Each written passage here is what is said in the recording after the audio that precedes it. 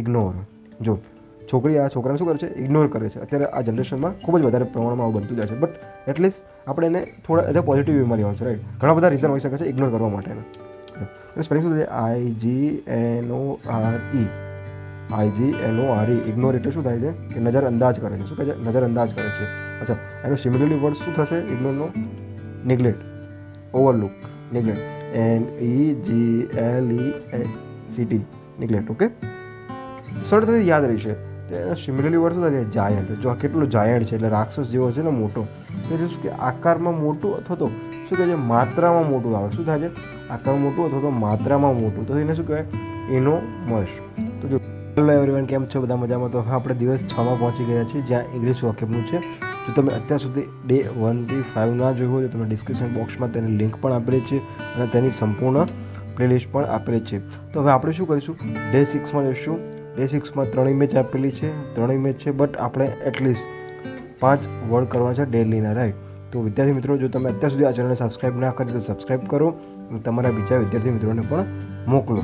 Okay, તો first one છે કે આપણે કે 3 ઇમેજ છે, 1 નંબર, 2 નંબર અને 3.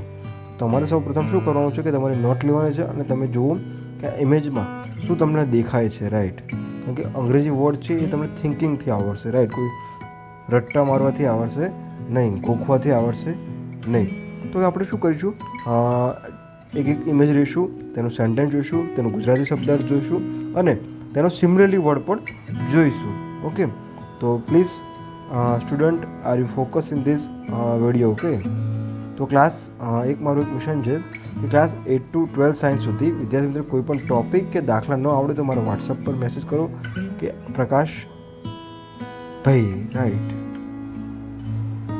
શિક્ષક તો નહીં કહી શકું, બટ એઝ એ તમારો પરમ મિત્ર અથવા તો તમારો ભાઈ સમજીને એક મારા વોટ્સઅપ નંબર 9904660948 પર તમે મેસેજ કરી શકો છો. આ દાખલો કે આ આવડતું નથી, રાઈટ. જો તમારે આ વિડીયોની લિંક જોતી હોય, PDF જોતી હોય તો તમે આમાં મોકલી શકો છો. ઓકે વિદ્યાર્થી મિત્રો, તો જે મારા શિક્ષણના ધંધા પર મારો પ્રથમ પ્રહાર છે. ઓકે, તો ચલો. તો વિદ્યાર્થી મિત્રો, આપણો ફર્સ્ટ વન જોઈએ.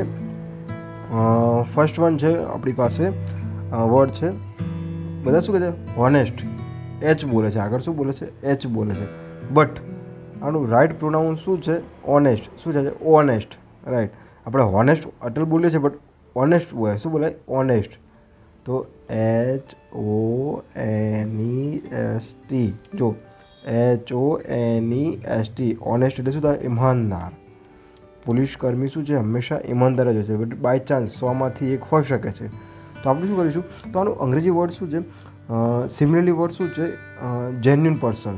જેન્યુન પર્સન હંમેશા રિશ્વત લેતો નથી. ઓકે, તો એનું આપણે જોઈ લીધું. હવે શું આપણે ઇંગ્લિશ સેન્ટેન્સ જોઈશું? તો he is an honest man. Okay, જો આગળ MEN આવે તો એ શેના માટે આવતું હશે વિદ્યાર્થી મિત્રો? બહુવચન માટે આવે. શું આવે? બહુવચન માટે. ઓકે, ચલો. હવે આગળ શું છે? ઓનેસ્ટ પર્સન છે. એન. જો આગળ આર્ટિકલ આવ્યો, એન આર્ટિકલ આવ્યો. અચ્છા, કેમ એન આર્ટિકલ આવ્યો હશે? ખબર છે? હા, જો આગળ શું છે? AEIOU આવ્યું છે કે નહીં? મને કહો. તમે આટલે સુધી પહોંચી તમને આર્ટિકલ પણ ખબર હશે ને? હા, તો કેમ? અને ઓનેસ્ટ બોલાય છે, રાઈટ. આપણે શું છે? પ્રોનાઉન્સ જે બી કરીએ, રાઈટ, એના આધારે આર્ટિકલ લગાડાતા હોય છે. ઓકે, તો he is an honest man. તે પ્રમાણિક માણસ છે. ઓકે, જેન્યુન અથવા તો ઓપન માઇન્ડેડ અથવા તો ઓનેસ્ટ. ઓકે, તો આપણો પહેલો વર્ડ કયો બની ગયો? ઓનેસ્ટ. અચ્છા વિદ્યાર્થી મિત્રો, સેકન્ડ વર્ડ છે આપણો ફ્યુરિયસ, રાઈટ. ફ્યુરિયસ એટલે શું થાય? જો ને ફાસ્ટ એન્ડ ફ્યુરિયસ તમે સિરીઝ પણ જોઈ હશે તો ફ્યુરિયસ એટલે શું થાય? વધારે નિરાશ છે, રાઈટ. દેવ જુઓ તો ખરે કેવો આપણને જોવે છે. તો ફ્યુરિયસ એટલે કે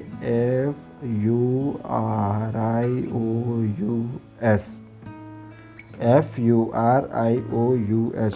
ફ્યુરિયસ એટલે શું છે? વધારે નિરાશ. અચ્છા, એનો સિમિલરલી વર્ડ કયો થશે?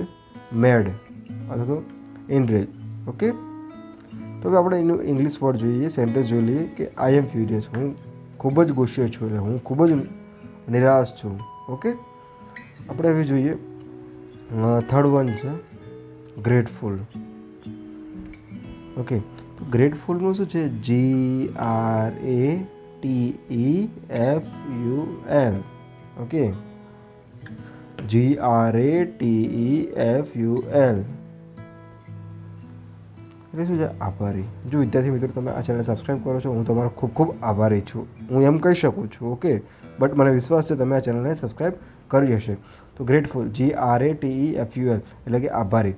તો એનું ઇંગ્લિશ સિમિલરલી સેન્ટેન્સ શું થશે? Word thankfully. એટલે હું તમારા માટે ખૂબ જ થેન્કફુલ છું. ઓકે, હું તમારો આભારી છું જો તમે આ ચેનલને સબસ્ક્રાઈબ કરશો તો. ઓકે, ના કરો તો પણ આભારી છું, બટ મહેનતનું ફળ મળી રહેવાનું છે. Okay, I am very grateful to you for the help. અચ્છા, આઈ એમ વેરી ગ્રેટફુલ, હું તમારો ખૂબ જ આભારી છું.